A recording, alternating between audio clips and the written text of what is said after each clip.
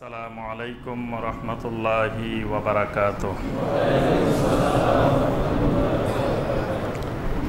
ইন্নাল হামদালিল্লাহ নাহমাদুহু ওয়া নাস্তাঈনুহু ওয়া নাস্তাগফিরুহু ওয়া নাউযু বিল্লাহি মিন শুরুরি আনফুসিনা ওয়া মিন সাইয়্যাতি আ'মালিনা। من يهده الله فلا مضل له ومن يضلل فلا هادي له وأشهد أن لا إله إلا الله وحده لا شريك له وأشهد أن محمدا عبده ورسوله يا أيها الذين آمنوا اتقوا الله حق تقاته ولا تموتن إلا وأنتم مسلمون يا أيها الناس اتقوا ربكم الذي خلقكم من نفس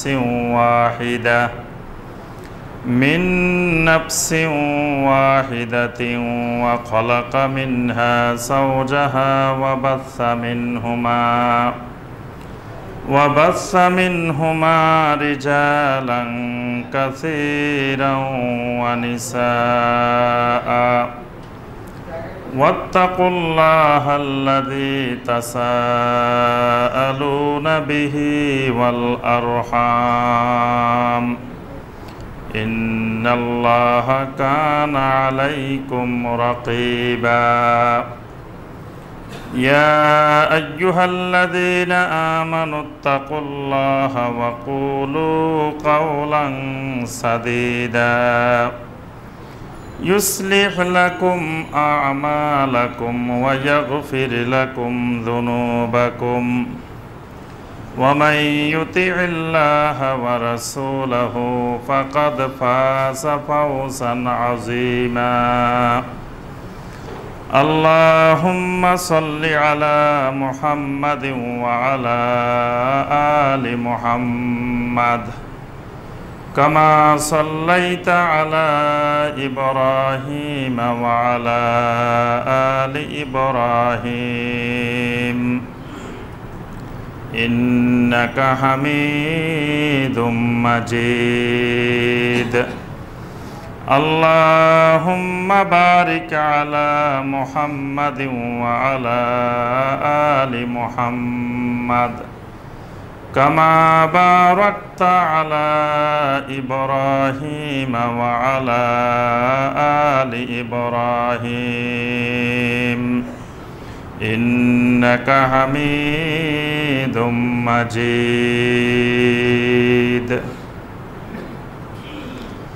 সম্মানিত ওলামায়ে কেরাম, দূরের এবং কাছের সম্মানিত দ্বীনী ভাই এবং বোনেরা, আল্লাহ রাব্বুল আলামিনের দরবারে কোটি কোটি শুকরিয়া যে মহান রাব্বুল আলামিন আমাদেরকে 1439 হিজরি সনের 6 জুলকাদা তারিখে সলাতুল জুমুআ আদায় এবং খুতবাতুল জুমুআ শোনার উদ্দেশ্যে আল্লাহ রাব্বুল আলামিনের পবিত্র ঘর মসজিদে উপস্থিত হওয়ার পরে কোরআনে কারীম এবং হাদিসে নববী সাল্লাল্লাহু আলাইহি ওয়াসাল্লাম থেকে আল্লাহ রাব্বুল আলামিনের দ্বীন সম্পর্কে কিছু কথাবার্তা বলার এবং শোনার তৌফিক দিয়েছেন, সেই মহান রাব্বুল আলামিনের শুকর আদায় করি, সকলে বলি আলহামদুলিল্লাহ। সম্মানিত মুসল্লিয়ানে কেরাম, আজকের খুতবায় আমরা যে বিষয়টি আলোচনা করব ইনশাআল্লাহ, বিষয়টি হলো আল আহাদিস আল মাউদুআ আল মুরাওয়াজা ফি বাংলাদেশ, অর্থাৎ বাংলাদেশে বহুল প্রচলিত জাল হাদিস। ইতিপূর্বে আমরা 1 থেকে 40 নম্বর পর্যন্ত 4টি পর্বে আমরা আলোচনা করেছি। আজকে এই জাল হাদিসের উপরে 5ম পর্বের আলোচনা হবে ইনশাআল্লাহ। 41 থেকে 50 নম্বর পর্যন্ত এই 10টি জাল হাদিস, যেগুলো আমাদের দেশে একেবারে বহুল প্রচলিত এবং প্রত্যেক মুসলিম নারী পুরুষ প্রায় সকলেই এই জাল হাদিসগুলো জানে এবং এই জাল হাদিসগুলো এমন ডালপালা বিস্তার লাভ করেছে, এগুলো কেন্দ্রিক অসংখ্য এবাদত, অসংখ্য জিকির আজকার, অসংখ্য এবাদত এই জাল হাদিস কেন্দ্রিক আমাদের সমাজে, আমাদের দেশে তৈরি হয়েছে, যেগুলো শুনলে আমরা সবাই বুঝতে পারবো যে এগুলো তো আমরা ছোটবেলা থেকে, জন্মের পর থেকে শুনে আসতেছি এবং এটা বিশ্বাস করতে মহা কষ্ট হয়। খালি কষ্ট না, যে এই যুগ যুগ ধরে 50 বছর 100 বছর ধরে শুনে আসতেছি, হাজার হাজার লক্ষ লক্ষ মানুষের মুখে, বড় বড় আলেমদের মুখে শুনে আসতেছি, আর এখন শুনি এটা জাল হাদিস, এটা তো মানে বিশ্বাসও হতে চায় না। মানে এটা আমরাও যখন প্রথম লেখাপড়া করি আমাদেরও বিশ্বাস হয় না যে কী বলে, আমরা এত বছর এত মাদ্রাসায় এত লেখাপড়া করলাম, এত ওস্তাদের কাছে লেখাপড়া করলাম, সারা জীবন সবার মুখে মুখে শুনে আসছি, এগুলো কেমনে জাল হাদিস হয়। এই জন্য এগুলোকে অনেক যাচাই বাছাই করে, অনেক তদন্ত করে, অনেক পর্যালোচনা করে আমরা আপনাদের সামনে নিয়ে এসেছি, যাতে এইগুলোর ব্যাপারে আমাদের কোনো সন্দেহের অবকাশ না থাকে। আজকে আমরা 41 নম্বর থেকে শুরু করব ইনশাআল্লাহ। 41 নম্বর জাল হাদিস সেটি হলো দরুদে নাদে আলী, আরেকটি হলো দোয়ায়ে নাদে আলী। নাম শুনছেন এটা? এই জাল হাদিসগুলো বাংলাদেশের কোনো কোনো অঞ্চলে খুব প্রসিদ্ধ, আবার কোনো কোনো অঞ্চলের মানুষ জানে না। অনেক জাল হাদিস আছে আপনার নোয়াখালী, চট্টগ্রাম ওই অঞ্চলে খুব প্রসিদ্ধ, আবার দেখা যাবে যে উত্তরবঙ্গের মানুষ শুনেও নেই। আবার অনেক জাল হাদিস আছে উত্তরবঙ্গে খুব প্রসিদ্ধ, অথচ ওই অঞ্চলের মানুষ শুনে নাই। এরকম জাল হাদিস আছে বিভিন্ন অঞ্চলের বিভিন্ন খুব প্রসিদ্ধ। এই জাল হাদিসটা বাংলাদেশের কোনো কোনো অঞ্চলে ব্যাপক প্রচলিত, যে এটা হলো দরুদে নাদে আলী, আর একটা হয় দোয়ায়ে নাদে আলী। আমাদের বাংলা ভাষায় একটা বই আছে নেক আমল। নেক আমল নাম শুনছেন না? এক সময় আমাদের দেশের মুসলমানদের ঘরে ঘরে মকসুদুল মুমিনিন, নেক আমল, তারপরে দোয়ায়ে গানজুল আরশ, এরকম কিছু বই প্রত্যেক মুসলমানের ঘরে ঘরে থাকতো। এই বইগুলোর মধ্যে অসংখ্য জাল হাদিসের বিস্তার ঘটানো হয়েছে। তো এই নেক আমল বইয়ের মধ্যে এই দরুদে নাদে আলী এবং দোয়ায়ে নাদে আলীর বর্ণনা আছে। এখানে একটা হাদিসও বানানো হয়েছে, এই দরুদে নাদে আলী এবং দোয়ায়ে নাদে আলীর পক্ষে একটা হাদিস বানানো হয়েছে। হাদিসটা হলো নাদে আলিয়ান, তোমরা বিপদ আপদে পড়লে আলীকে ডাকো। কাকে ডাকো? আলীকে ডাকো। মুজহিরাল আজায়েব, এবং আলীকে ডাকলে তুমি আশ্চর্যজনক ফলাফল পাবে। তাজিদুহু আউনাল্লাকা ফিন নাওয়ায়েব, তোমার বিপদ আপদে সমস্যায় আলীকে তোমার সাহায্যের জন্য সামনে পাবে। বিনবুওয়াতিকা ইয়া মুহাম্মদ, ডাকার সময় বলবা হে মুহাম্মদ আপনার নবুয়তের উসিলায়। বিবেলায়াতিকা ইয়া আলী, হে আলী আপনার বেলায়েতের উসিলায়। এই হাদিসটা সম্পূর্ণ শিয়াদের বানানো একটা জাল হাদিস এবং সেরেকি জাল হাদিস। আল্লাহ পাক কোরআনে কারিমে অসংখ্য আয়াত নাজিল করছেন, শুধু যা দরকার সাহায্য চাইতে হবে কার কাছে? একমাত্র আল্লাহ সুবহানাহু ওয়া তাআলার কাছে। রাসূলের কাছেও সাহায্য চাইতে আল্লাহ পাক নিষেধ করছেন। কোনো মাখলুকের কাছে কোনো সাহায্য চাওয়া যাবে না, যা দরকার একমাত্র আল্লাহ সুবহানাহু ওয়া তাআলার কাছে চাইতে হবে। সেখানে ডাইরেক্ট বানানো হয়েছে নাদে আলিয়ান, আলীকে ডাকো বিপদে পড়লে, আলী তোমার বিপদ দূর করে দিবে। অনেকে হয়তো এই হাদিস শুনেন নাই, কিন্তু এই হাদিসের আমল চোখে দেখছেন। দেখবেন যে কিছু ধাক্কা দেওয়ার দরকার, 10-20 জন মিলে একসাথে মিলে কি বলতেছে? ইয়া আলী। শিরক। ডাকবে ইয়া আল্লাহ, আল্লাহকে ডাকবে, আল্লাহকে না ডেকে ডাকতেছে কাকে? ইয়া আলী। ওই যে না দে আলী, আলীকে ডাকো। এই হাদিসের আমল বাংলাদেশের প্রত্যেক অঞ্চলে আছে এই আমল, কিন্তু আলীকে ডাক দেওয়ার আমল, এটা হাদিস না জানলেও আলীর আমল কিন্তু জারি আছে। দেখবেন যে ইয়া আলী বলে ডাক দেয়। তারপরে যারা তাবিজের ব্যবসা করে, তাবিজের কিতাবগুলো খুলে দেখবেন, অনেক বড় বড় দরবারের তাবিজের কিতাব দেখবেন, সেই তাবিজের কিতাবের মধ্যে লেখা আছে ইয়া আলী। দেখবেন অনেক তাবিজের মধ্যে লেখা আছে ইয়া আবু বকর, ইয়া ওমর, ইয়া আলী, ইয়া ওসমান, এরকম লেখা আছে। আবার কোন কোন জায়গায় লেখা আছে শুধু ইয়া আলী তাবিজের মধ্যে। শিরক, আলীকে ডাকা হচ্ছে, আলীকে ডেকে বিপদ থেকে উদ্ধার পাওয়ার জন্য আশ্রয় চাওয়া হচ্ছে। আলী কেন্দ্রিক শিয়ারা আলী রাদিয়াল্লাহু তাআলা আনহুকে অতিভক্তি করতে গিয়ে শিরকের পর্যায়ে শিয়া সম্প্রদায় চলে গেছে, এবং যত শিরকের উৎপত্তি, অধিকাংশ শিরকের উৎপত্তি শিয়া সম্প্রদায় থেকে। তারাই শিরকের কারখানা।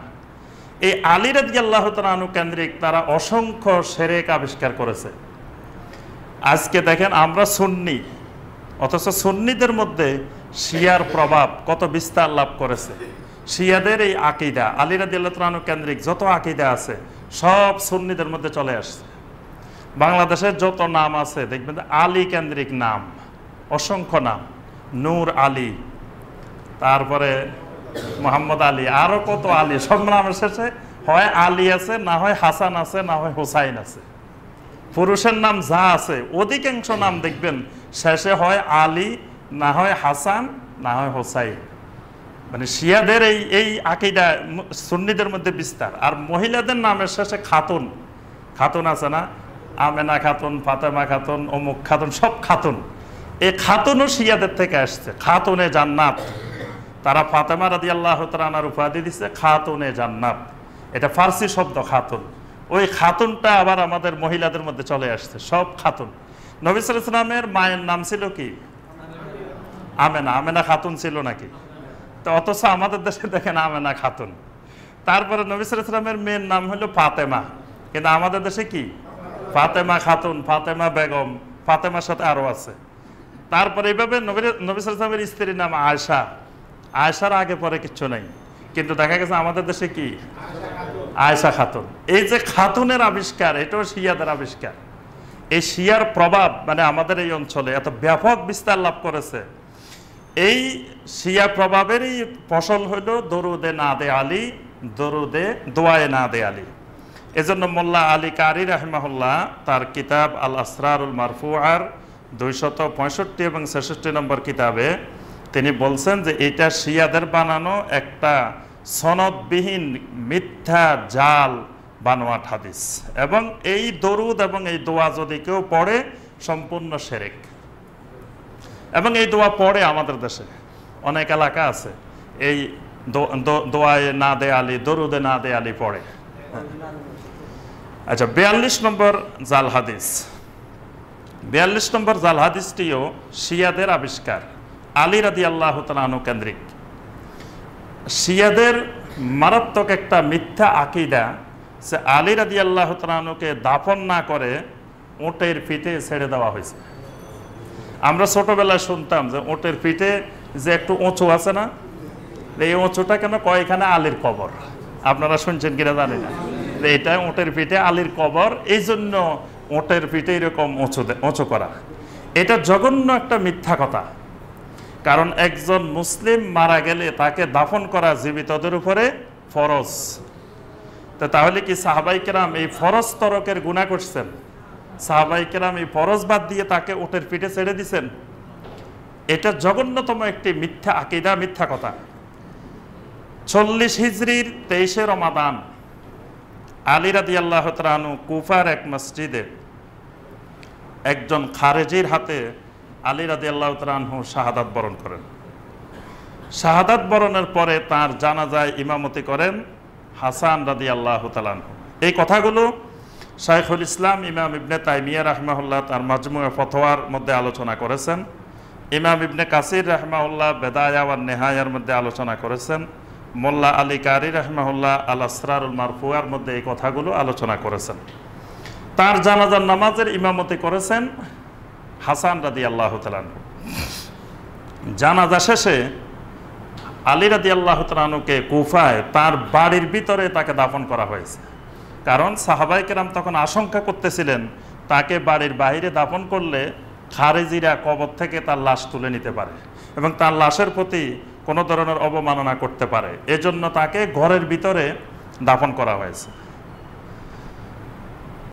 কিন্তু শিয়ারা অনেক দিন পরে, ওই সময় সমস্ত সাহাবায়ে কেরাম, তাবেঈন কেরাম সবাই দেখছে যে আলী রাদিয়াল্লাহু তাআলা আনহুকে এখানে দাফন করা হয়েছে। প্রায় আরো 100 বছর পরে শিয়ারা হঠাৎ করে আবিষ্কার করলো যে আলী রাদিয়াল্লাহু তাআলা আনহুকে এখানে দাফন করা হয়নি, যে আলী রাদিয়াল্লাহু তাআলা আনহুকে উটের পিঠে ছেড়ে দেওয়া হয়েছে, দাফন কাফন সব কাফনের কাপড় পরায়, জানাজা পরায় উটের পিঠে রাখা হয়েছে। উট কোথায় নিয়ে গেছে কেউ জানে না।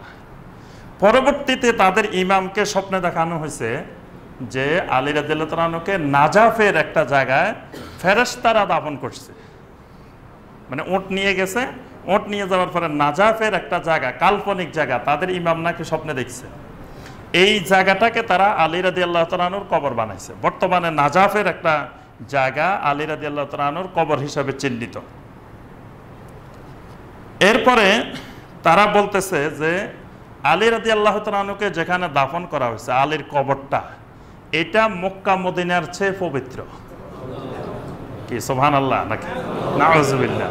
মক্কা মদিনার থেকে শিয়াদের আকীদা হলো নাজাফে আলী রাদিয়াল্লাহু তাআলা আনহুর কবর যেখানে, এটা ওই মক্কা মদিনা থেকে পবিত্র। যেমন আমাদের সুন্নিদের মধ্যে এক গ্রুপের কিছু মানুষের আকীদা আছে যে নবী সাল্লাল্লাহু আলাইহি সাল্লামের কবরটা আল্লাহর আরশের থেকে পবিত্র। নাউজুবিল্লাহ। মানে দুই জায়গায় শিরকি আকীদা ঢুকে গেছে, ওখানে যেমন ঢুকছে সুন্নিদের মধ্যেও ঢুকছে। নবী সাল্লাল্লাহু আলাইহি সাল্লামকে বেশি মহব্বত করতে যায়, কয় নবী সাল্লাল্লাহু আলাইহি সাল্লামের কবরটা আল্লাহর আরশের থেকেও পবিত্র। নাউজুবিল্লাহ। ঠিক শিয়াদের মধ্যে ঢুকছে যে মক্কা মদিনার থেকে আলী রাদিয়াল্লাহু তাআলা আনহুর কবর নাজাফ বেশি পবিত্র। এই জন্য তারা নাজাফকে প্রথম নাজাফ শরীফ বলতো, প্রথম নাম দিছে নাজাফ শরীফ। কিছুদিন পরে তারা চিন্তা করলো, প্রায় 300 বছর পরে তাদের একজন বড় ইমাম চিন্তা করলো যে এইটা যদি মক্কাও শরীফ, মদিনাও শরীফ, নাজাফও শরীফ, তো মর্যাদা সমান হয়ে গেছে, এই জন্য নাজাফের মর্যাদা বাড়াইতে হবে। তখন তারা আবিষ্কার করছে নাজাফ হবে আশরাফ, মক্কা হবে শরীফ, মদিনা হবে শরীফ। মানে মক্কা হলো পবিত্র, মদিনা পবিত্র, আর নাজাফ হলো মহাপবিত্র, অতি পবিত্র। মানে একটু একদম উপরে, কম্পারেটিভ ডিগ্রি, যে ওই মক্কা মদিনার থেকে কম্পারেটিভ ভাবে, তুলনামূলকভাবে এটার পবিত্রতা বেশি, আশরাফ। আজও দেখেন সুন্নিরা ওই শিয়ার আকীদায় কেমন ভাবে ঘুরতেছে, সুন্নিরাও সবাই মক্কাকে শরীফ বলে, মদিনাকে শরীফ বলে, এবং সেটার দেখা দেখি সুন্নিরা বাকিগুলাকেও শরীফ বানাইছে। কোরআন শরীফ বানাইছে, হাদিস শরীফ বানাইছে, মাজার শরীফ বানাইছে, দরবার শরীফ বানাইছে, সব শরীফ। এটা শিয়াদের প্রভাব, শিয়া আকীদার, শিয়া চিন্তা চেতনার প্রভাব।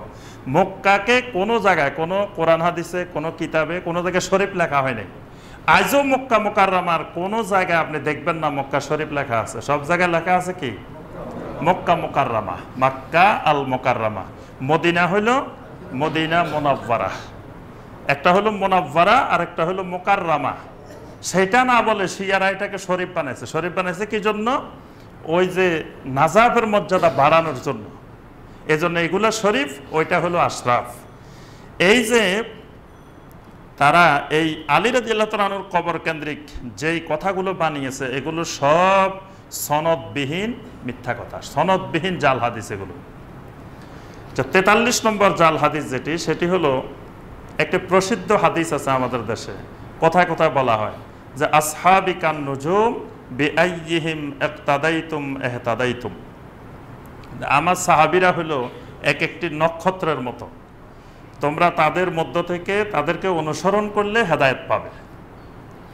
সাহাবায়ে কেরাম রিদওয়ানুল্লাহি তাআলা আলাইহিম আজমাইনের ফজিলত বর্ণনা করার জন্য জাল হাদিস বানানোর কোনো দরকার নেই। কোরআনে কারীমের কত আয়াত আল্লাহ সুবহানাহু ওয়া তাআলা সাহাবায়ে কেরামের মর্যাদা, ফজিলত বর্ণনা করেছেন। নবী সাল্লাল্লাহু আলাইহি ওয়াসাল্লামের অসংখ্য সহিহ হাদিসে সাহাবায়ে কেরামের ফজিলত, মর্যাদা বর্ণনা করা হয়েছে। কিন্তু তারপরেও যারা জাল হাদিস বানাইছেন, তারা এটাকে, এই মিথ্যা কথাটা বানাইছেন যে আসহাবি কান নুজুম বিআইয়িহিম ইক্তাদাইতুম ইহতাদাইতুম, যে আমার সাহাবীরা নক্ষত্র তুল্য, সুতরাং তাদেরকে তোমরা অনুসরণ করলে, একজনকে অনুসরণ করলে হেদায়েত পাবে। এটাকে এখন আজকালকার যুগে অনেকে দলিল হিসাবেও পেশ করে, যে দেখেন এখানে নবী সাল্লাল্লাহু আলাইহি ওয়াসাল্লাম বলছেন যে তাদের একজনকে অনুসরণ করলে, তাহলে সবাইকে অনুসরণ করতে রাসূল বলেন নাই, বলছেন কয়জনকে। এটা মাযহাবের দলিল দিতে যায় অনেকেই জাল হাদিস পেশ করেন, যে দেখেন যে একজনকে অনুসরণ করতে বলছে সাহাবীদের, অথচ এই হাদিসটি সমস্ত মুহাদ্দিসিনে কেরাম বলছেন এটা জাল এবং ভিত্তিহীন।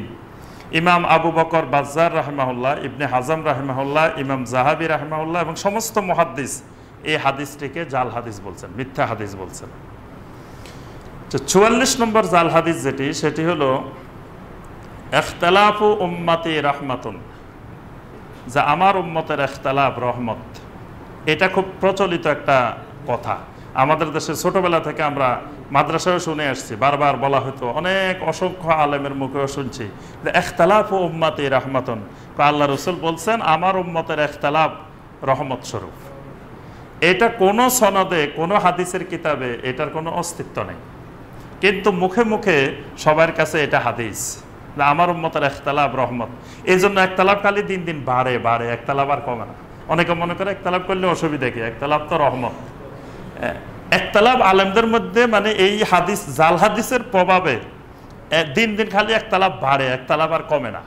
কারণ কয় ইখতিলাফ করলে অসুবিধা নেই, এই উম্মতের ইখতিলাফ আল্লাহ রাসূল বলছেন রহমত স্বরূপ, এই জন্য খালি ইখতিলাফ করে। তো অথচ এটা মোল্লা আলী কারি রাহমাহুল্লাহ, তারপরে ইমাম সুয়ুতি রাহমাহুল্লাহ, ইমাম আলবানী রাহমাহুল্লাহ সবাই বলছেন যে এটি কোনো সনদে, কোনো হাদিসের কিতাবে, কোনো জায়গায় এটি হাদিস হিসাবে বর্ণিত হয় নাই। ইখতিলাফ কোনো কোনো ক্ষেত্রে দুই এক জায়গায় প্রশংসনীয়, কিন্তু অধিকাংশ ক্ষেত্রে ইখতিলাফ নিন্দনীয়। মানে বিনা প্রয়োজনে অহেতুক ইখতিলাফ করা এটা নিন্দনীয় বিষয়, কিন্তু শরীয়ত যেখানে সুযোগ রেখেছেন সেখানে ইখতিলাফ করলে সেটা প্রশংসনীয়। যেমন কিছু কিছু বিষয় আছে যেই বিষয়গুলো ইমামে আজমকে কি বলে, মুহাম্মদুর রাসূলুল্লাহ সাল্লাল্লাহু আলাইহি সাল্লাম, ইমামে আজম হলেন মুহাম্মদুর রাসূলুল্লাহ সাল্লাল্লাহু আলাইহি সাল্লাম। তো বলে ইমামে আজম কেমনে হইলেন? সমস্ত মানুষের ইমাম কারা? নবীরা। এক একজন নবী তারা মানুষের ইমাম, দুনিয়ার মানুষের ইমাম। ইব্রাহিম আলাইহিস সালামকে লক্ষ্য করে আল্লাহ পাক বলছেন, ইন্নী জাইলুকা লিন-নাসি ইমামা, ইব্রাহিম আমি তোমাকে দুনিয়ার সমস্ত মানুষের ইমাম বানিয়ে দিলাম। এক একজন নবী, এক একজন ইমাম। সমস্ত ইমামদেরকে মেরাজের রাত্রিতে একত্রিত করা হয়েছে কোন জায়গায়? মসজিদে আকসা। সেখানে ইমামতি করছেন কে? আল্লাহ রাসূল সাল্লাল্লাহু আলাইহি ওয়াসাল্লাম। তাহলে ইমামদের ইমাম, ইমামুল আইম্মা, দুনিয়ার সমস্ত ইমাম, আদম আলাইহিস সালাম থেকে শুরু করে কিয়ামত পর্যন্ত যত ইমাম, সমস্ত ইমামের ইমাম মুহাম্মদুর রাসূলুল্লাহ সাল্লাল্লাহু আলাইহি ওয়াসাল্লাম। এই জন্য মুহাম্মদুর রাসূলুল্লাহ সাল্লাল্লাহু আলাইহি ওয়াসাল্লাম হলেন ইমামে আজম, মানে তার থেকে বড় ইমাম জমিনে আসেও নাই, কিয়ামত পর্যন্ত আসবেও না। সেই ইমামে আজম মুহাম্মদুর রাসূলুল্লাহ সাল্লাল্লাহু আলাইহি ওয়াসাল্লাম যখন কোনো ফতোয়া স্পষ্ট করে দিবেন, বলে দিবেন, এই ফতোয়ার মধ্যে হাত বসানোর ক্ষমতা দুনিয়ার কোনো মুহাদ্দিসের, মুফতির, কোনো মুফাসসিরের নাই। এখানে কেউ আর ইখতিলাফ করার কোনো সুযোগ নেই। কিন্তু কিছু কিছু বিষয় আছে এখানে ইখতিলাফ করা এটা নিন্দনীয়। এখানে বেশি ইখতিলাফ করতে গেলে ঈমান চলে যাবে, কারণ যেখানে রাসূলুল্লাহ সাল্লাল্লাহু আলাইহি ওয়াসাল্লাম স্পষ্ট করে দিয়েছেন সেখানে ইখতিলাফের সুযোগ নেই। কিন্তু কিছু কিছু বিষয় নবী সাল্লাল্লাহু আলাইহি ওয়াসাল্লাম নিজেই ইখতিলাফের সুযোগ রাখছেন, আল্লাহ পাক নিজেই সুযোগ রেখে দিয়েছেন। ওইগুলোতে ইখতিলাফ করলে সেটা নিন্দনীয় নয়, সেই ইখতিলাফ গ্রহণযোগ্য। কিন্তু এই হাদিসটি, এইটা জাল হাদিস। এই হাদিসটি কোনো সনদে, কোনো জায়গায় বর্ণিত হয়নি। ৪৫ নম্বর জাল হাদিস, এইটা হলো একেবারে কমন, প্রসিদ্ধ। আমাদের দেশে যে লেখাপড়া জানে না, জীবনে কোনোদিন স্কুল, কলেজ, মাদ্রাসায় কোথাও যায় নাই, সেও জানে এটা। সেটা হলো ওয়াইস আল কারনি রাহিমাহুল্লাহর ব্যাপারে। ওয়াইস করুনি নাম শুনছেন? এটা সবাই শুনছেন, একেবারে জন্মের পর থেকে শুনে আসছেন এটা, যে এইটা জানে না এরকম মানুষ বাংলাদেশে একবার কেউ নাই। একবার শিশু জন্মগ্রহণের পর থেকেই ওয়াইস করুনির নাম জানে, আর কারো নাম জানুক আর না জানুক। তার নাম হলো ওয়াইস ইবনে আমের আল কারনি রাহিমাহুল্লাহ। তিনি একজন প্রসিদ্ধ তাবেঈ। ওয়াইস ইবনে আমের আল কারনি রাহিমাহুল্লাহ, তিনি একজন প্রসিদ্ধ তাবেঈ। তার নামে বড় একটি মিথ্যা কথা হলো যে তিনি নবী সাল্লাল্লাহু আলাইহি সাল্লামের দাঁত ভাঙ্গার খবর পেয়ে তার দাঁত সবগুলা ভাঙ্গি ফেলছেন। এটা শুনছেন না? এই কথাটা একেবারে ডাহা মিথ্যা কথা। তিনি একটা দাঁত ভাঙছেন এইরকম কোনো বর্ণনাও কোনো জাল হাদিসেও আসে নাই। অথচ ওনার কথা কিন্তু সহিহ মুসলিমের হাদিসে আছে, মুসনাদে আহমদের হাদিসে আছে, ওয়াইস আল কারনি রাহিমাহুল্লাহর কথা। কিন্তু কোনো হাদিসে কোনো সাহাবী কোনো তাহাবী বর্ণনা করেন নাই যে উনার একটা দাঁত ভাঙ্গা, আমরা দেখছি যে উনার একটা দাঁত ভেঙে গেছেন, এই কথাও বর্ণনা করেন নাই। 32টা তো দূরের কথা, ওনার একটা দাঁত ভাঙছেন এটাও কোনো হাদিসে কোনো বর্ণনায় আসে নাই। কিন্তু আমাদের দেশে সবাই জানে যে ওয়াইস করণীর দাঁত সব ভাঙ্গে ফেলছেন, যে উনি খবর পাইছেন যে নবী সাল্লাল্লাহু আলাইহি সাল্লামের একটা দাঁত ভাঙছেন, দাঁতটা কোন দিক দিয়ে ভাঙছেন উনি তো এটা জানান না, এই জন্য ভাঙতে ভাঙতে 32টা সব ভাঙ্গে ফেলছেন। নাউজুবিল্লাহ। নবী সাল্লাল্লাহু আলাইহি সাল্লামের দাঁত ভেঙেছেন এটা সত্য কথা, এটা সহিহ হাদিস দ্বারা প্রমাণিত। কিন্তু ওয়াইস আল কারনি রাহিমাহুল্লাহ এই পাগলামি করতে যাবেন কেন? কোন সাহাবী নবী সাল্লাল্লাহু আলাইহি সাল্লামের দাঁত ভাঙছেন এই মহব্বতে একজন সাহাবী লক্ষাধিক সাহাবীর মধ্যে থেকে তার একটা দাঁত ভাঙছেন, এরকম কোনো প্রমাণ আছে? কারণ এটা দাঁত ভাঙবেন কেন? এটা দাঁত ভাঙ্গা তো একটা ভালো দাঁত, সুস্থ দাঁত ভেঙে ফেলা এটা মহব্বত না, এটা তো পাগলামি। তো সাহাবায়ে কেরাম এই কাজ করতে যাবেন কেন? এরপরে আরেকটি মিথ্যা কথা ওনার ব্যাপারে, যে ওনার জন্য রাসূলুল্লাহ সাল্লাল্লাহু আলাইহি ওয়াসাল্লাম জুব্বা মোবারক রেখে গেছেন, যে ইন্তেকালের আগে বলছেন যে আমার জুব্বাটা কাকে দিবা? ওয়াইস করণীকে দিবা। এই কথা আমরা ছোটবেলা থেকে শুনে আসতেছি, এইটাও ডাহা মিথ্যা কথা। নবী সাল্লাল্লাহু আলাইহি ওয়াসাল্লামের কোনো কামিজ, কোনো জামা, কোনো পোশাক তার জন্য রেখে গেছেন এইরকম কোনো বর্ণনা কোনো সহিহ দঈফ জাল কোনো হাদিসেই আসে নাই। গত বছর ব্রাহ্মণবাড়িয়া এক মাহফিলে আমি এই আলোচনা করছিলাম, তো তখন ওই এলাকার লোকেরা আমাকে ধরছে যে ওয়াইস করুনি জুব্বা পায় নাই, ফাইছে কিরা? এটা বলি যেতে হইব, কোথা থেকে এক হুজুর আছে কয় ওয়াইস করুনি জুব্বা পায় নাই, তো ফাইছেটা কিরা? আমি বললাম যে আচ্ছা ওয়াইস করুনি যদি জুব্বা পায় আপনাদের লাভটা কি? ওয়াইস করুনি জুব্বা পাইলে এই খুশিতে সবাইকে জান্নাতে চলে যাবেন, অথবা ওয়াইস করুনি জুব্বা পায় নাই তাই বলে আপনাদের ক্ষতিটা কি? যেটাতে আপনার লাভও নাই ক্ষতিও নাই। আবার এটা আকীদার কোনো বিষয় না যে ওয়াইস করুনির জুব্বা বিশ্বাস না করলে ঈমান চলে যাবে, এরকম আকীদার কোনো বিষয়ও না। তো এইরকম বিষয় নিয়ে আপনারা এত গরম এত ক্ষিপ্ত কেন? কারণ ক্ষিপ্ত হওয়ার কারণ হচ্ছে তারা জন্মলগ্ন থেকে শুনে আসতেছে এবং হাজার হাজার আলেমের মুখ থেকে শুনছে যে এটা ওয়াজ করুনি জুব্বা পাইছে, এবং কত কাঁদছে ওয়াজ করুনির জন্য, ওয়াজ শুনছে আর কাঁদছে, এত চোখের পানি পালাইছে। এখন যদি কেউ যায় কয় যে ওয়াজ করুনি জুব্বা পায় না, তো এতদিন যা করছে সব তো বেহুদা। এই জন্য তো গরম হওয়াই স্বাভাবিক। আমি বুঝছি যে তাদের গরম হওয়াটা ঠিক আছে, হ্যাঁ। তা আমি বললাম যে আস্তে আস্তে, এত গরম হওয়া যাবে না, আজকে তো মাত্র একটা দিছি, শব্দ এখনো শুনেন নাই, একটা শুনে এই অবস্থা, বাকিগুলো শুনলে তো আরো অবস্থা খারাপ হয়ে যাবে। নবী সাল্লাল্লাহু আলাইহি সাল্লামের জুব্বা মোবারক দিয়ে গেছেন কাকে? সেই বর্ণনা হাদিসের মধ্যে আসছে। নবী সাল্লাল্লাহু আলাইহি সাল্লাম জীবিত থাকা অবস্থায় আব্দুল্লাহ ইবনে উবাই মুনাফিকের সর্দার, তাকে নবী সাল্লাল্লাহু আলাইহি সাল্লাম নবী সাল্লাল্লাহু আলাইহি সাল্লামের জুব্বা মোবারক দিয়েছেন। কিন্তু সেই লোক জান্নাতি না জাহান্নামী? জাহান্নামী। নবী সাল্লাল্লাহু আলাইহি সাল্লামের জুব্বা মোবারক পাই যে অরিজিনাল পাইছে সেও জাহান্নাম থেকে বাঁচতে পারে নাই। অর্থাৎ নবী সাল্লাল্লাহু আলাইহি সাল্লামের জুব্বা গায়ে দেশে কবরে গেছে, কিন্তু কবরে তার আযাব মাফ হয় নাই। তাহলে ওয়াজ করুনি পাইছে না পাইছে এটার দ্বারা আমার আযাব মাফ হইব নাকি? অথচ বেহুদা জিনিস নিয়ে আমাদের দেশের মানুষ ঝগড়া করে, অনেক জায়গায় মারামারিও করে।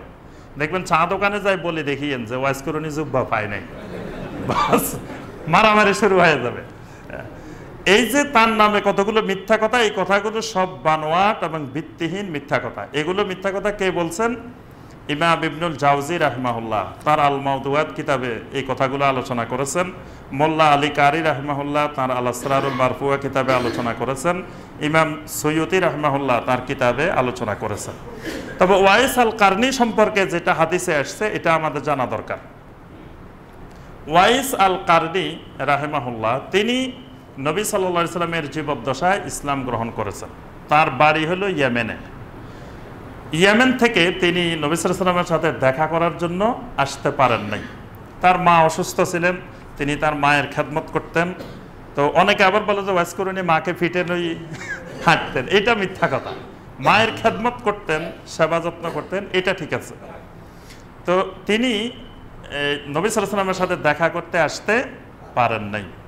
নবী সাল্লাল্লাহু আলাইহি ওয়াসাল্লাম ওমর ইবনে খাত্তাব রাদিয়াল্লাহু তাআলা আনহুকে বলছেন, এই হাদিসটি সহিহ মুসলিমেও আসছে, মুসনাদ ইমাম আহমদেও আসছে।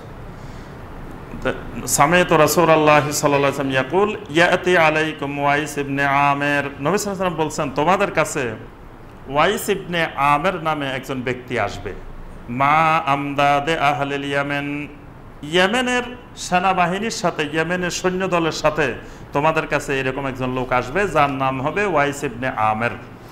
মিন মুরাদিন সুম্মা মিন কারনিন, তিনি কারন গোত্রের মুরাদ শাখার লোক, এই গোত্রের লোক, তার পরিচয়। কানা বিহি বারাসুন ফাবারা মিনহু ইল্লা মাউদিয়া দিরহাম, তার পুরা শরীরে একসময় শ্বেতরোগ ছিল, আল্লাহ পাক তাকে শ্বেতরোগ থেকে মুক্তি দিয়েছেন, শুধু তার নাভির কাছে 1 দিরহাম পরিমাণ তার শ্বেতরোগ আছে এখনো, সেটা আল্লাহ পাক সুস্থ করেন নাই। লাহু ওয়ালিদাতুন হুয়া বিহা বাররুন, তার মা আছে, তার মায়ের প্রতি তিনি খুব যত্নশীল, মায়ের খুব খেদমত করেন। লাউ আকসামা আলাল্লাহি লা আবাররাহু, তিনি যদি আল্লাহর কসম করে কিছু বলেন, কিছু দোয়া করেন, আল্লাহ রাব্বুল আলামিন সেই দোয়াটা পূর্ণ করেন। সুবহানাল্লাহ।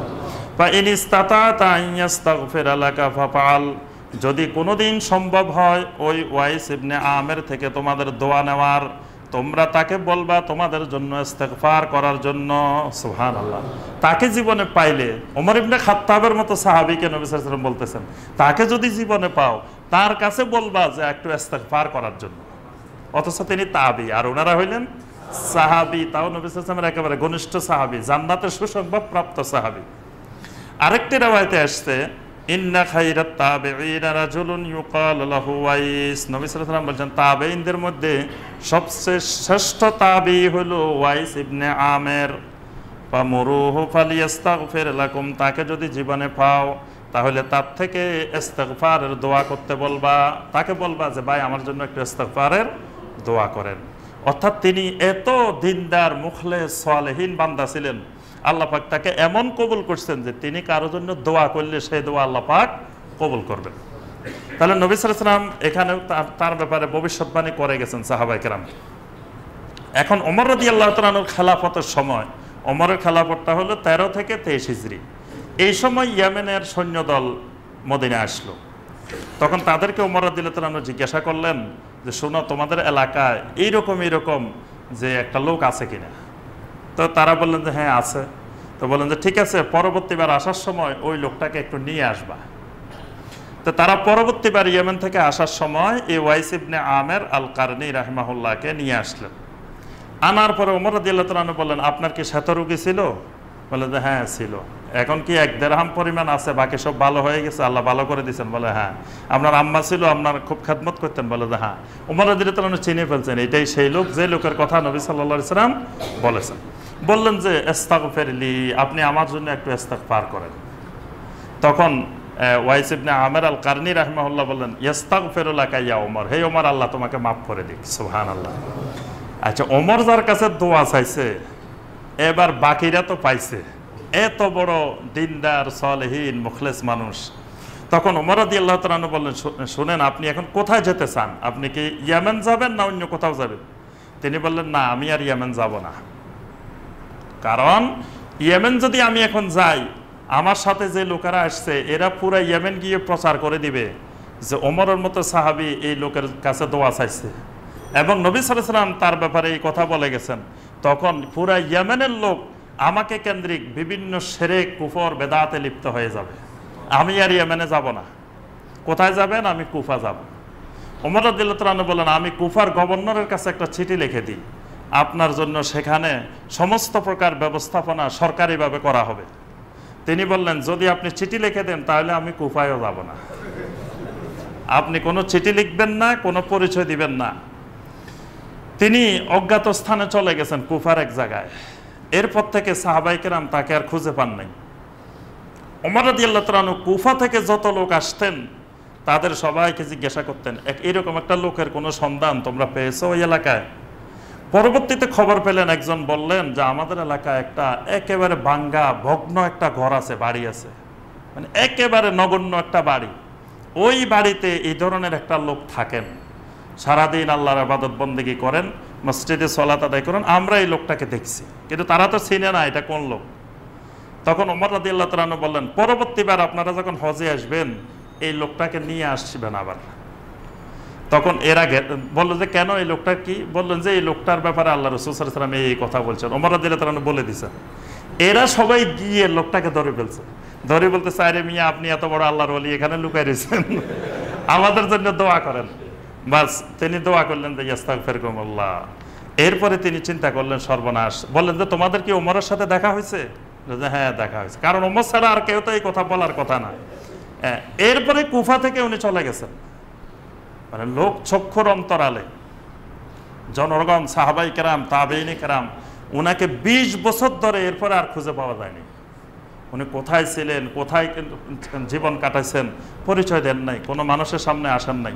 দুনিয়াবি কোনো উনি ইচ্ছা করলে রাজকীয় হালতে একবারে ভোগ বিলাসের মধ্যে উনি থাকতে পারতেন রাষ্ট্রীয় মেহমান হিসাবে, কিন্তু উনি আর কারো কাছে পরিচয়ও দেন নাই, কোনো জায়গায় দেখাও করেন নাই। 20 বছর উনাকে আর কেউ দেখেন নাই।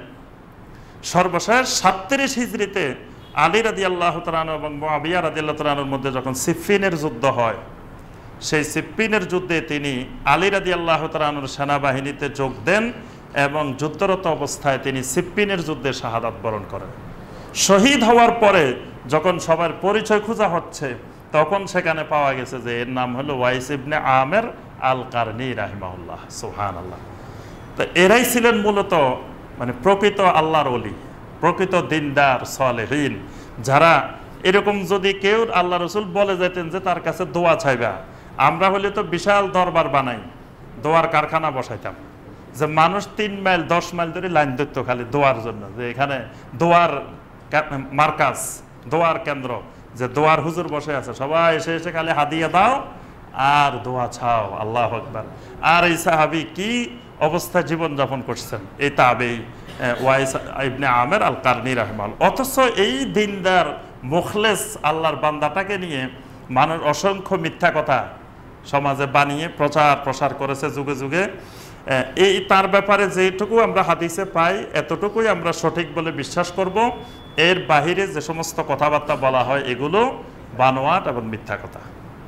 আচ্ছা, 46 নম্বর যে জাল হাদিস, সেটা হলো আরেকজন প্রসিদ্ধ তাবেঈ হাসান আল বসরি রাহিমাহুল্লাহ। হাসান বসরি নাম শুনছেন? এই হাসান আল বসরি রাহিমাহুল্লাহ, তার নামেও অসংখ্য মিথ্যা কথা, অসংখ্য জাল হাদিস, বানোয়াট হাদিস বর্ণনা করা হয়েছে। তিনি একজন প্রসিদ্ধ বড় মাপের তাবেঈ। তিনি একাধারে একজন মুহাদ্দিস, একজন মুফাসসির, একজন ফকিহ, একজন মুজতাহিদ, একজন বড় মাপের জাহেদ। তার মধ্যে এত জুহদিয়া ছিল, তিনি দুনিয়া বিমুখ একজন প্রসিদ্ধ তাবেঈ ছিলেন হাসান আল বসরি রাহিমাহুল্লাহ। তিনি আব্দুল্লাহ বিন আব্বাস রাদিয়াল্লাহু তাআলা আনহুমার সরাসরি ছাত্র, তাবেঈনদের মধ্যে প্রথম সারির ছাত্র। কোরআনের তাফসিরের ক্ষেত্রে হাসান আল বসরি রাহিমাহুল্লাহর তাফসির ইবনে আব্বাসের ছাত্রদের মধ্যে সবচেয়ে বেশি গ্রহণযোগ্য। তিনি 22 হিজরিতে জন্মগ্রহণ করেছেন, 109 হিজরিতে ইন্তেকাল করেছেন। আমাদের দেশে প্রচলিত হলো হাসান বসরি আর রাবেয়া বসরির কাহিনী। অনেক জারি পুঁথি অনেক কিছু প্রচলিত আছে হাসান বসরি আর রাবেয়া বসরি, অথচ দুজনের সাথে জীবনে কোনোদিন দেখা সাক্ষাৎও হয় নাই।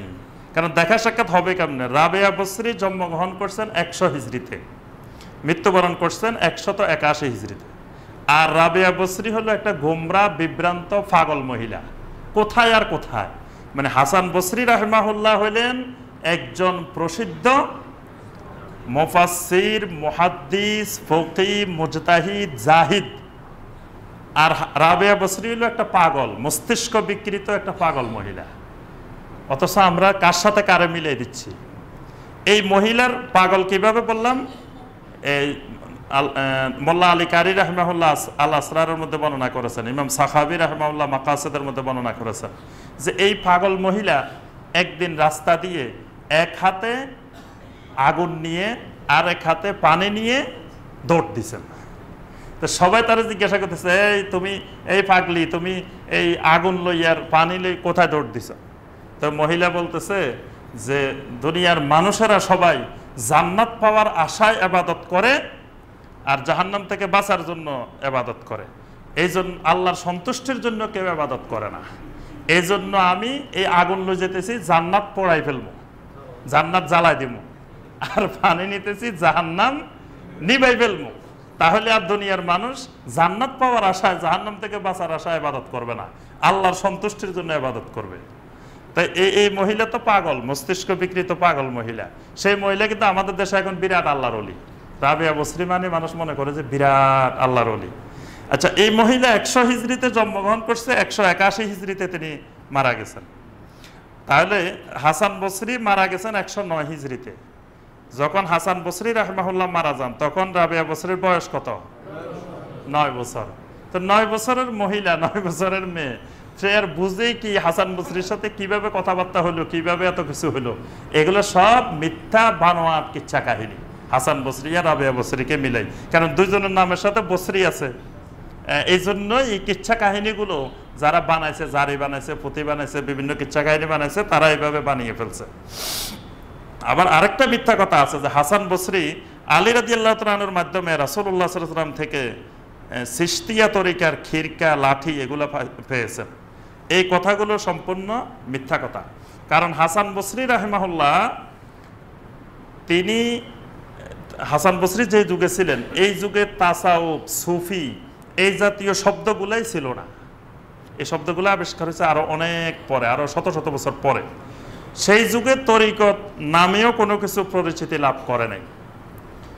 প্রায় 500 বছর পরে যখন সমগ্র মুসলিম বিশ্ব বিচ্ছিন্ন হয়ে যায়, অজ্ঞানতার অন্ধকারে, জাহালতার অন্ধকারে নিমজ্জিত হয়, তাতারদের আক্রমণে যখন মুসলিম উম্মাহ ছিন্নভিন্ন হয়ে যায়, তখন 6ষ্ঠ হিজরি এবং 7ম হিজরি সালে এসে বিভিন্ন তরিকা প্রতিষ্ঠা লাভ করে।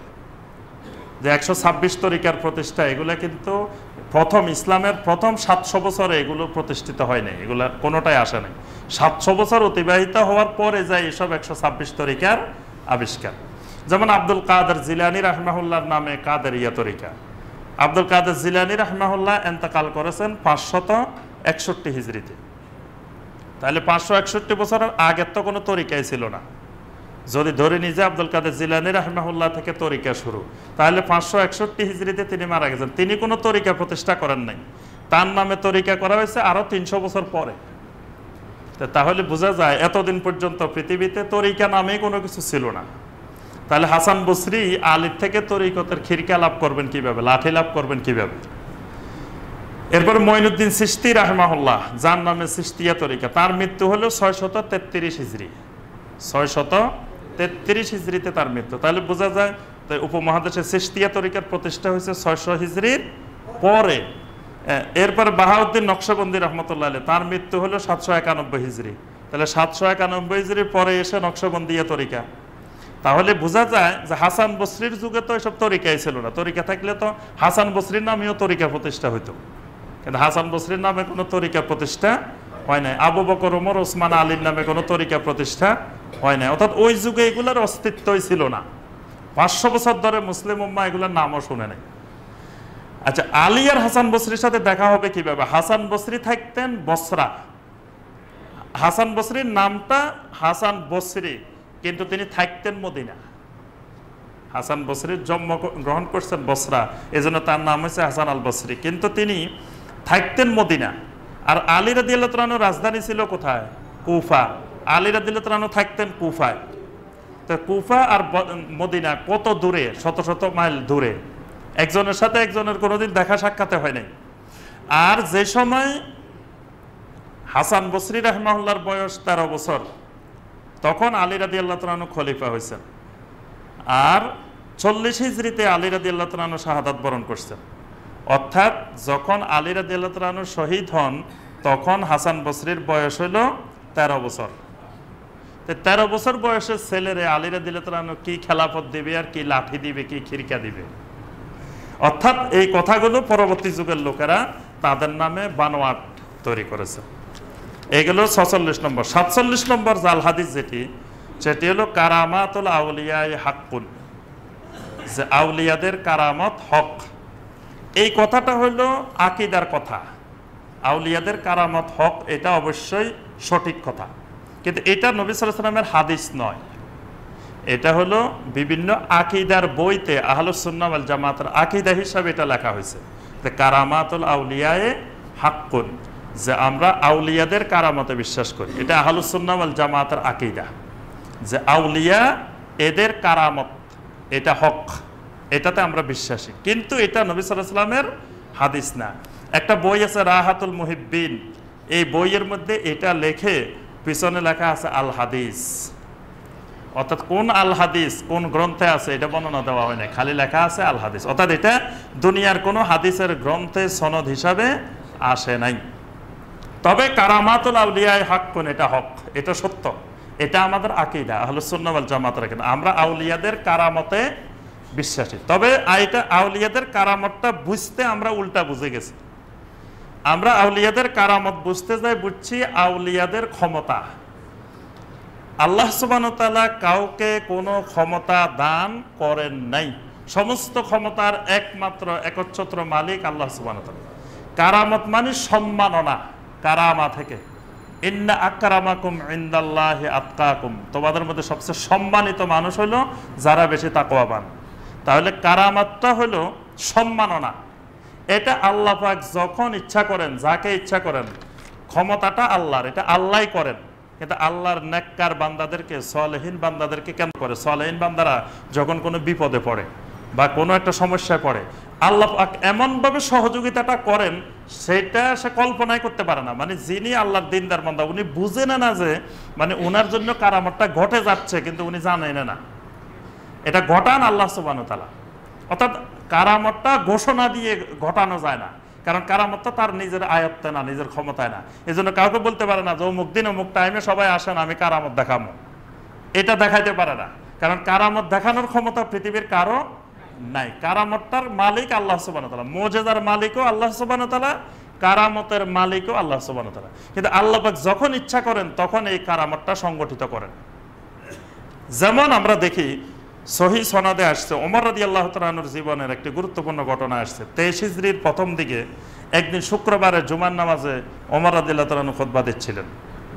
খুতবা দেওয়ার সময় তিনি মসজিদে নববীতে খুতবা দিচ্ছেন, তখন চিৎকার করে বলে উঠলেন, ইয়া সারিয়া আল জাবাল, হে সারিয়া পাহাড়ের দিকে যাও। এই কথাটা উনি মিম্বারে দাঁড়ায় বলছেন। সে সময় তিনি একজন মুসলিম সেনাপতির নাম ছিল সারিয়া ইবনে জুনাইম। সারিয়া ইবনে জুনাইমকে তিনি পারস্যের এক যুদ্ধক্ষেত্রে পাঠাইছেন।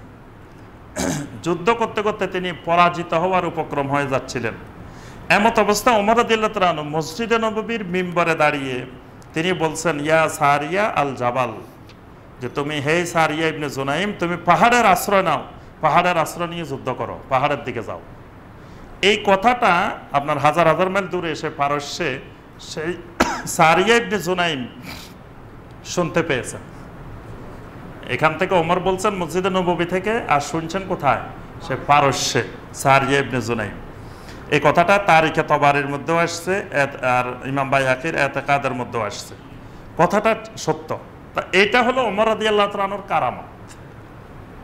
মানে ওমর রাদিয়াল্লাহু তাআলা আনহুকে আল্লাহ পাক তখন জানাইছেন যে ওই জায়গায় তারা যুদ্ধক্ষেত্রে তারা পরাজিত হচ্ছে, এই সময় উনি এখান থেকে নির্দেশনা দিলে এটা তাদের উপকারে আসবে, এই সময় তিনি নির্দেশনা দিয়েছেন। কিন্তু একই বছর ওই 23 হিজরির প্রথম দিকে এই ঘটনা, 23 হিজরির শেষ দিকে জিলহজ মাসের 27 তারিখে ওমর রাদিয়াল্লাহু তাআলা আনহু ফজরের নামাজের ইমামতি করতে আসছে।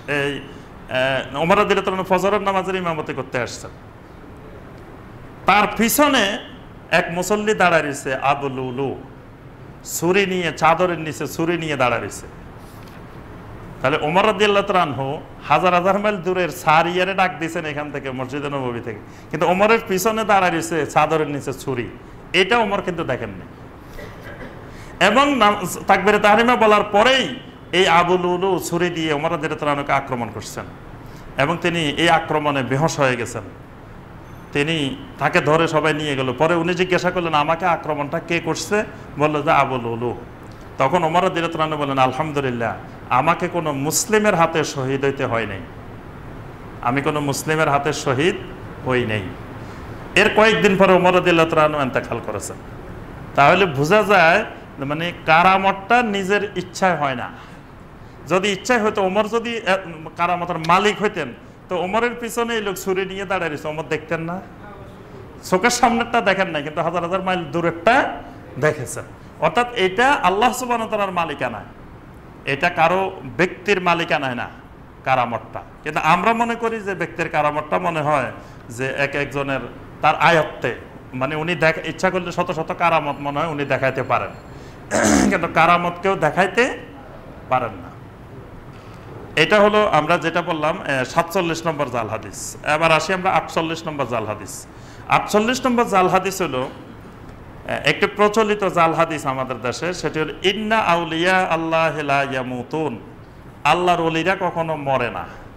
বাল ইয়ান্তাকিলুনা মিন দারিল ফানা ইলা দারিল বাকা, যে আল্লাহর ওলিরা শুধু দারুল ফানা থেকে দারুল বাকা স্থানান্তর করে।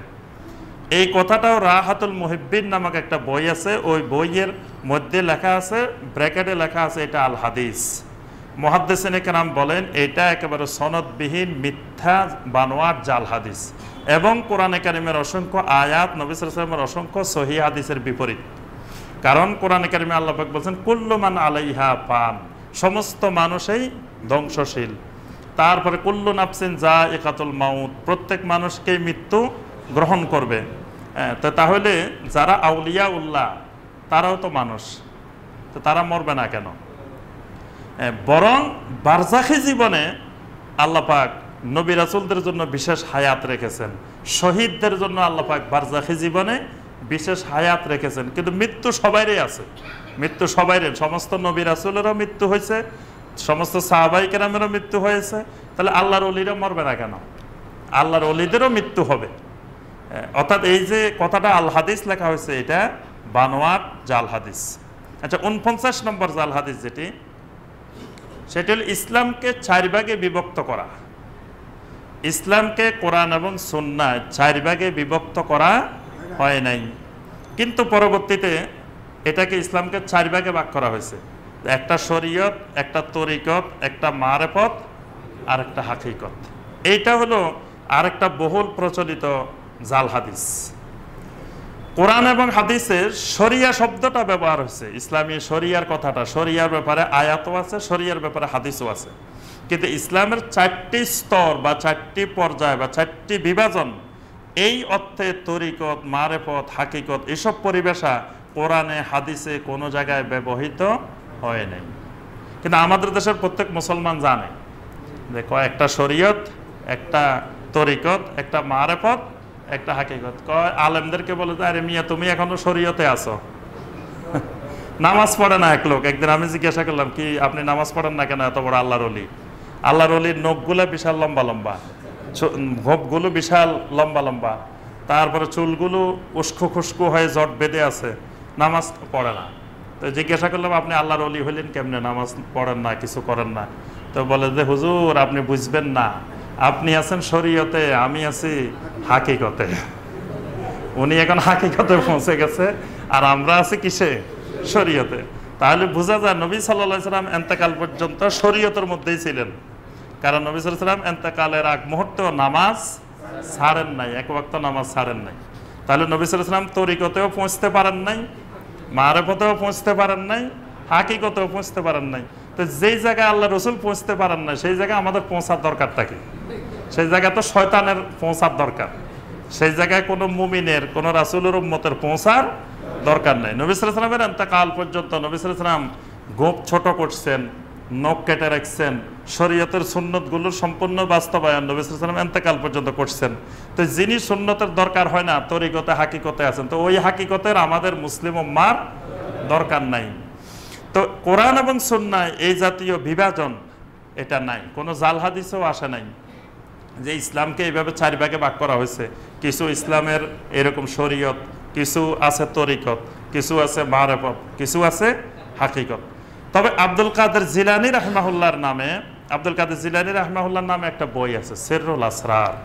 এটার মধ্যে আসলে আব্দুল কাদের জিলানী রাহমাহুল্লাহ বা এই জাতীয় বড় মাপের ওলামায়ে কেরাম যারা, এরা ইন্তেকালের পরে অনেকে তাদের বইয়ের মধ্যে নিজেরা লিখে লিখে তাদের বইয়ের মধ্যে ঢুকাইছে, নিজের চিন্তাধারা ঢুকাই ওনাদের নামে চালাইছে। ওনাদের নামে চালাইলে মার্কেটটা ভালো পাওয়া যাবে, কারণ ওনারা প্রসিদ্ধ ব্যক্তি। আব্দুল কাদের জিলানী রহমতুল্লাহ আলাইহি বলছেন এই কথা বললে কথাটা শক্ত হয়ে যায়। তারপরে ইমাম গাজ্জালী রহমতুল্লাহ আলাইহি বলছেন কথাটা মানে খুব মজবুত হয়ে যায়। এই জন্য ওনাদের নামে অসংখ্য মিথ্যা কথা জাল হাদিস চালানো হয়েছে যুগে যুগে। তো তার একটা বই হচ্ছে সিররুল আসরার। এই বইতে একটা হাদিস লেখা হয়েছে যে আশ-শরীআতু শাজারাতুন ওয়াত তরিকাতু আগসানুহা ওয়াল মারাফাতু আওরাকুহা ওয়াল হাকিকাতু সামারুহা।